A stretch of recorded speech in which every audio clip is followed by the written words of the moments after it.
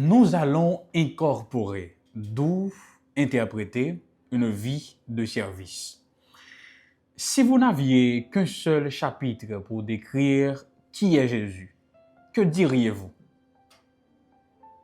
Si vous voulez une idée de quoi dire, je vous propose la lecture de Marc chapitre 1.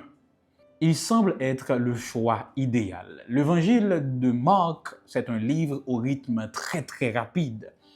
Il souligne le pouvoir de Jésus sur le péché et la dégradation humaine.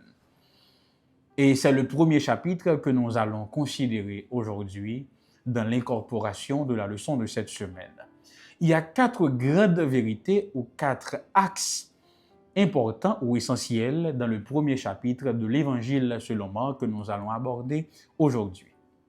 Le premier axe, Jean-Baptiste présente Jésus comme le Messie tant attendu. D'emblée, il cite la prophétie d'Ésaïe, soit Ésaïe 40, le verset 3, qui présente le précurseur, celui qui doit préparer ou aplanir le sentier sur lequel le Seigneur devait marcher. Et les versets 4 à 8 du chapitre 1 de l'Évangile selon Marc nous montrent comment Jean-Baptiste avait parfaitement bien accompli cette tâche. Il prêchait le baptême de repentance pour la rémission des péchés.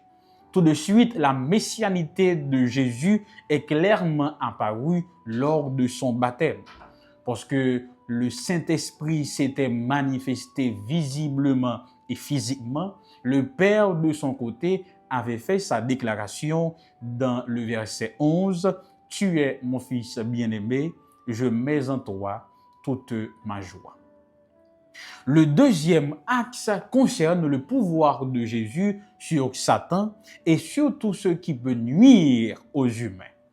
D'abord, il a vaincu les tentations de Satan, versets 12 et 13.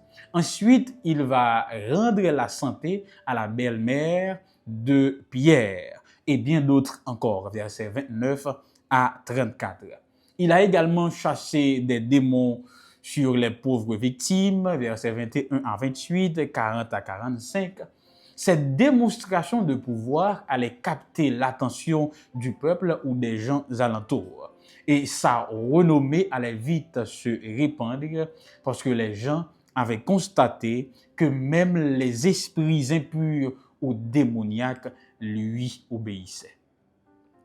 Troisième axe. La troisième axe concerne ce désir que Jésus avait manifesté de collaborer avec les humains dans son ministère.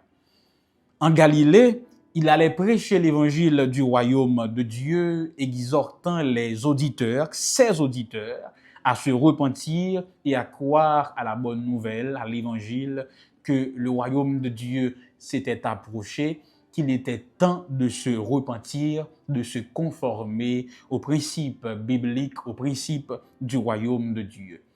Et le long de la mer de Galilée, il va appeler ses disciples la nécessité de collaborer dans son ministère, dans la prédication de l'évangile avec les humains. Les disciples, bien sûr, le suivent immédiatement et dans la synagogue de Capernaum, les gens allaient constater une seconde fois l'autorité et la puissance de l'enseignement de Jésus. Le quatrième axe qui nous intéresse, c'est le secret du ministère de Jésus. Jésus avait tiré sa puissance d'une source secrète, nous dit l'auteur. Et nous lisons au verset 35, et je lis pour vous, « Très tôt, le lendemain, alors qu'il faisait encore nuit noire, Jésus se leva et sortit de la maison. Il s'en alla hors de la ville, dans un endroit isolé. Là, il se mit à prier. » Jésus avait sans doute une vie remplie, probablement épuisante, mais il se levait tôt le matin pour parler à son Père afin d'être nourri et guidé spirituellement.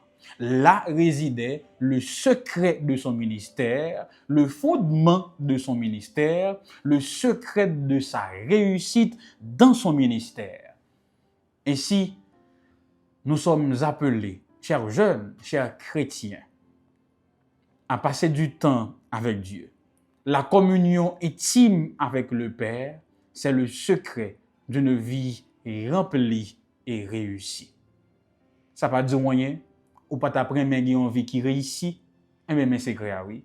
Passer temps pour communier avec bon Dieu. Revenez à votre texte écrit et étudiez le passage. Encerclez les mots, expressions, idées répétées. Soulignez les mots, expressions qui sont importants ou qui signifient quelque chose pour vous. Reliez par des flèches les mots, expressions aux autres mots ou expressions associés ou connexes. Quels éclairages particuliers vos notes semblent-elles indiquer dans l'ensemble? Prions. Seigneur, nous voulons réussir, mais qu'il te plaise de nous aider à accéder, à faire de ce secret une réalité pratique et vivante dans notre vie. Au nom de Jésus. Amen.